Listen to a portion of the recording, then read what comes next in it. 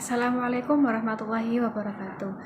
Anak-anak, kita ketemu lagi pada hari ini untuk melaksanakan pembelajaran jarak jauh. Nah, adapun materi yang akan kita bahas hari ini adalah tentang sejarah Islam. Nah, silahkan sebelum pelajaran dimulai, kalian siapkan buku paket kalian dan juga buku catatan kalian. Nanti dirangkum apa yang Ibu sampaikan yang menurut kalian perlu dirangkum.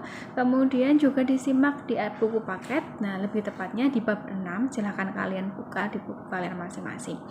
Kemudian sebelum memulai, jangan lupa membaca doa dulu. Semoga ilmu yang kita cari bisa bermanfaat untuk kita semuanya dan kita selalu diberi kesehatan untuk mengikuti pelajaran walau itu PJJ ataupun PTM nanti. Nah, silakan disimak videonya, nanti di akhir akan ada tugas. Jadi disimak benar-benar, dicatat yang perlu dicatat. Oke, kita mulai pelajarannya ya. Oke, pada pertemuan hari ini kita akan membahas tentang kisah Nabi Muhammad SAW. Kita akan mengenal lebih dekat sosok Rasul kita, sosok yang membawakan ajaran Islam kepada kita semua, sosok yang nanti akan kita nantikan syafaat atau pertolongannya nanti di hari kiamat. Nabi Muhammad SAW adalah Rasul terakhir, Nabi terakhir yang diutus oleh Allah ke dunia untuk menyampaikan risalah atau agama Islam, untuk membenarkan agama-agama yang sebelumnya datang. Jadi ada banyak ajaran yang dulu dibawa oleh nabi-nabi sebelum Nabi Muhammad. Kemudian agama-agama tersebut disempurnakan oleh Nabi kita, Nabi Muhammad SAW. Oke, mari kita mulai pembahasannya. Yang pertama adalah mengenai biografi Nabi Muhammad SAW atau tentang pribadi Nabi Muhammad, mulai dari tanggal lahir, dan keluarga Nabi Muhammad. Nabi Muhammad lahir pada hari Senin, tanggal 12 Rabiul Awal, tahun 571 Masehi, atau hari kelahiran Nabi sering dikenal dengan tahun gajah. Ayah Nabi Muhammad adalah Abdullah. Nama ibunya Nabi Muhammad adalah Siti Aminah, dan kakek beliau adalah Abdul Muthalib. Kemudian paman Nabi Muhammad yang mengasuh Nabi Muhammad adalah Abu Thalib. Istrinya adalah Siti Khadijah dan juga Siti Aisyah. Kemudian ibu sepersusuan atau ibu yang menyusui Nabi Muhammad adalah Halimatus Sa'diyah. Kemudian putri beliau adalah ada 4. Yang pertama Siti Fatimah, yang kedua Zainab, 3 Ruqayyah, dan yang terakhir adalah Ummi Kulsum. Masa kecil Nabi Muhammad lahir dalam keadaan yatim karena ayahnya meninggal ketika Nabi Muhammad berusia 2 bulan di kandungan. Nabi Muhammad lahir di masa jahiliyah, yaitu masa di mana bangsa Arab tidak mengenal Tuhan dan ajaran agama. Masa di mana orang-orang tidak mengetahui norma-norma etika dan aturan. Ketika berumur 5 tahun, ibunda Nabi Muhammad, yaitu Siti Aminah, meninggal dunia. Kemudian setelah itu Nabi Muhammad diasuh oleh pamannya, yaitu Abu Thalib. Nabi Muhammad sudah diajarkan berdagang oleh Abu Thalib, diajarkan berdagang dan juga menggembala pada usia 12 tahun. Pada usia tersebut, Nabi Muhammad mulai diajak untuk berdagang keluar kota. Nah, semasa kecil Nabi Muhammad mendapat julukan Al-Amin, yang artinya dapat dipercaya, karena selalu jujur dan tidak berbohong sama sekali, bahkan sekalipun dalam seumur hidup. Karakter Nabi Muhammad dalam berdagang yang pertama adalah berpendirian teguh dan memiliki semangat kerja yang tinggi. Kemudian memiliki kejujuran yang luar biasa. Tidak pernah berbohong, maka mendapat julukan Al-Amin. Nabi Muhammad juga menjunjung tinggi amanah atau kepercayaan yang diberikan orang lain, tanpa pernah sekalipun mengkhianati amanah tersebut. Nabi Muhammad juga mampu menghadapi segala cobaan dan rintangan dalam perjalanan. Perlu diketahui bahwa Nabi Muhammad itu adalah pribadi yang sangat cerdas, sehingga apapun rintangan dapat dilalui oleh beliau dengan kecerdasannya. Kemudian yang terakhir adalah menyamakan pelayanan terhadap para pembeli dan juga memiliki sifat percaya diri. Jadi Nabi Muhammad itu dalam berdagang memiliki sifat yang sangat luar biasa profesional. Oke, selanjutnya kita akan membahas tentang kota Mekah sebelum Islam datang. Kota Mekah merupakan kota kelahiran Nabi Muhammad. Sebelum Nabi Muhammad membawa ajaran Islam, bangsa Arab disebut dengan bangsa jahiliyah atau bangsa yang bodoh. Sebutan tersebut diberikan karena perbuatan dan tingkah laku mereka yang sangat tidak bermoral dan tidak memiliki aturan. Nah, perilaku bangsa jahiliyah yang tidak bermoral itu diantaranya yang pertama adalah membunuh bayi perempuan karena mereka menganggap anak perempuan itu adalah sebuah aib. Yang kemudian nomor 2 adalah sering mabuk-mabukan, artinya minum-minuman keras, kemudian sering melakukan berjudi, kemudian sering membunuh dan berperang demi kekuasaan, kemudian juga menyembah patung berhala. Nah, gambar di samping ini adalah Ka'bah pada masa Islam. Di depannya ada banyak sekali berhala yang fungsinya adalah untuk disembah. Kemudian kita akan membahas tentang kisah kenabian Nabi Muhammad dan juga turunnya wahyu agama Islam. Nah, perlu diketahui wahyu itu maksudnya adalah ajaran Islam. Ajaran Islam yang datang dari Allah Subhanahu wa Ta'ala, kemudian dibawa atau disampaikan oleh malaikat Jibril, dititipkan malaikat Jibril, kemudian disampaikan kepada Nabi Muhammad. Jadi kalau ada yang bilang atau bingung, wahyu itu apa? Wahyu itu adalah ajaran agama itu sendiri yang dibawa oleh malaikat Jibril dari Allah Subhanahu wa Ta'ala. Nah, wahyu-wahyu itu kemudian dibukukan dalam satu buku yang sekarang kita kenal dengan Al-Quran. Jadi sebenarnya kalau kita membaca Al-Quran, kita benar-benar membaca perkataan Allah Subhanahu wa Ta'ala. Itu ya. Oke.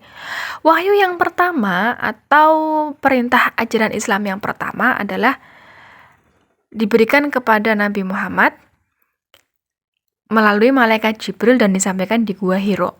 Gua Hiro adalah tempat Nabi Muhammad beruzlah atau berdiam diri dari lingkungan dari masyarakat Arab yang jahiliyah. Wahyu pertama yang dibawa oleh malaikat Jibril kepada Nabi Muhammad adalah Quran surat Al-Alaq ayat 1-5. Kemudian, wahyu yang kedua adalah Quran surat Al-Muddatsir ayat 1-7. Ayat ini adalah perintah untuk berdakwah secara sembunyi-sembunyi. Kemudian wahyu yang ketiga adalah Quran surat Al-Hijr ayat 94 dan 9-95. Ayat ini merupakan perintah untuk dakwah secara terang-terangan.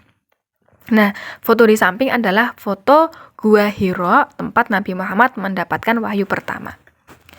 Nah, setelah Nabi Muhammad mendapatkan wahyu pertama, beliau menyebarkan wahyu tersebut kepada beberapa orang di sampingnya, di sekitarnya. Nah, kemudian orang-orang tersebut masuk Islam. Nah, orang-orang yang pertama masuk Islam itu disebut dengan as-sabiqunal awwalun. Nah, mereka adalah sahabat-sahabat Nabi yang pertama kali mengimani ajaran Nabi Muhammad. Di antaranya adalah Abu Bakar As-Siddiq, Umar bin Affan, Zaid bin Haritsah, Zubair bin Awam, Abdurrahman bin Auf, Thalhah bin Ubaidillah, Arqam bin Abil Arqam, dan juga Ali bin Abi Thalib. Kemudian dari golongan wanita yang tercatat dalam sejarah Islam adalah Siti Khadijah, yaitu istri Nabi, dan juga Asma binti Abu Bakar. Itu adalah orang-orang yang pertama kali masuk Islam setelah Nabi berkata, "Saya membawa ajaran dari Allah." Nah, semuanya langsung beriman kepada Nabi tanpa terkecuali. Setelah Nabi Muhammad mengajarkan Islam, kemudian banyak yang masuk Islam. Nabi dan umat Islam mendapatkan perlawanan dari kaum kafir Quraisy. Kafir Quraisy adalah orang-orang yang tidak mau menerima ajaran Islam dan sangat membenci Nabi Muhammad beserta para muslim yang memeluk agama Islam.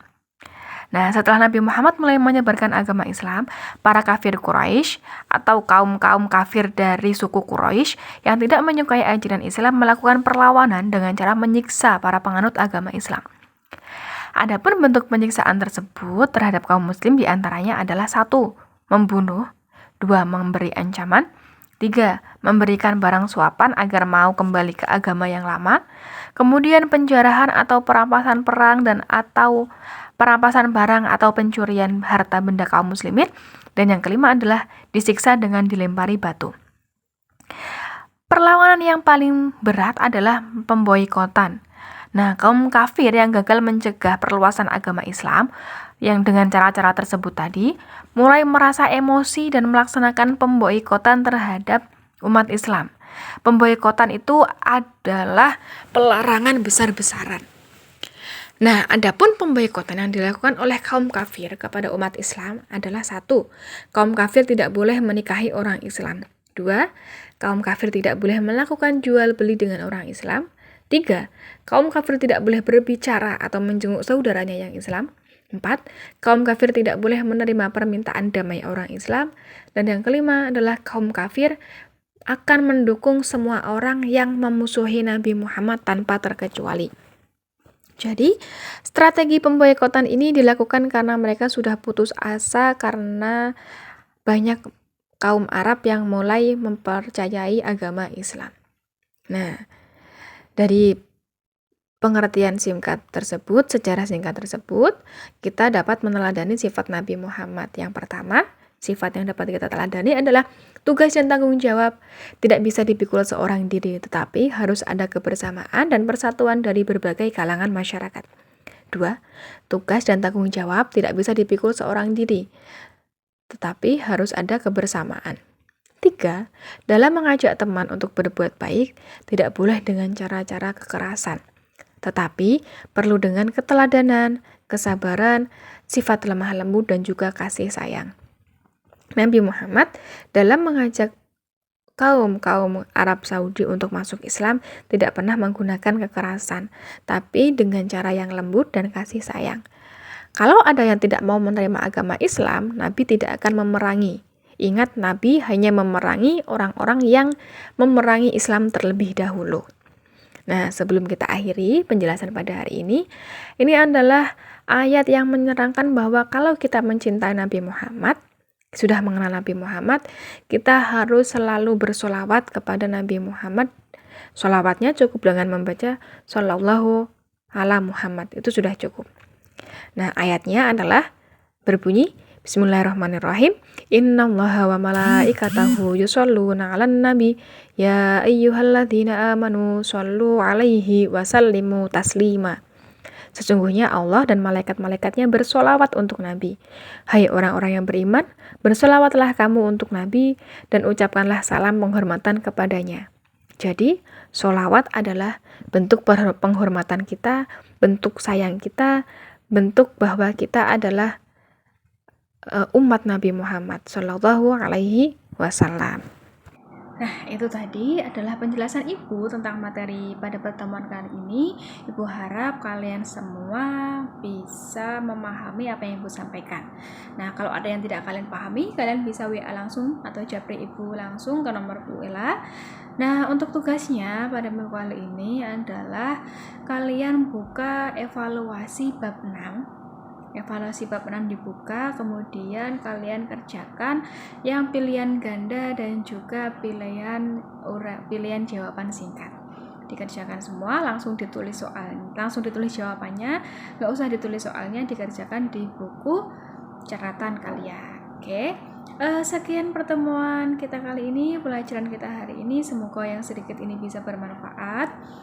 Tetap semangat belajar, tetap istiqomah belajar. Semoga bisa bermanfaat nanti untuk kedepannya. Kemudian jangan lupa jaga kesehatan, jaga protokol kesehatan. Semoga kita bisa segera masuk ke sekolah seperti sedia kala. Oke, sekian dari Ibu. Kurang lebihnya mohon maaf. Wassalamualaikum warahmatullahi wabarakatuh.